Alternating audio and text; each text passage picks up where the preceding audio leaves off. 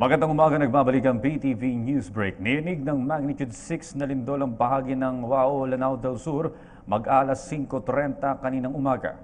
Naitala ng PHIVOLCS ang epicenter ng pagyanig, 6 na kilometro sa timog kanluran ng Wao. Naramdaman ang intensity 4 sa Davao City, Cagayan de Oro City, Cotabato City at Gingoog City, Misamis Oriental. Tectonic ang pinagmulan ng pagyanig na may lalim lamang na 1 kilometro. Samantala, niyanig rin ng magnitude 5 na lindol ang Governor Generoso sa Davao Oriental mag-alas 2 kanina madaling araw. Naitala ng PHIVOLCS ang sentro ng pagyanig sa 230 kilometro sa timog silangan ng Governor Generoso. Tectonic din ang pinagmulan ng pagyanig na may lalim na 18 kilometro. Naramdaman ang intensity 1 sa Sarangani, Davao Occidental. Niyanig din ng magnitude 2.3 na lindol ang bahagi ng Itogon, Benguet, mag-aalauna kaninang umaga.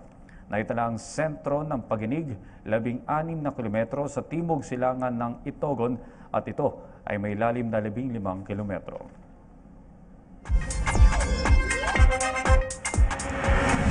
Narito na ang resulta ng Lotto Draw kagabi. Para sa 642 Lotto Draw, ang winning number combination ay 32, 28, 11, 12, 27 at 10.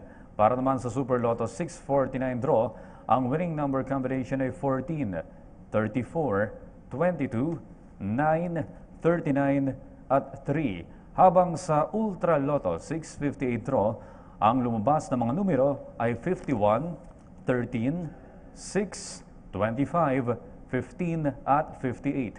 Wala pa pong nakakuha sa mga jackpot prize ng 642 Lotto, Super Lotto 649 at Ultra Lotto 658.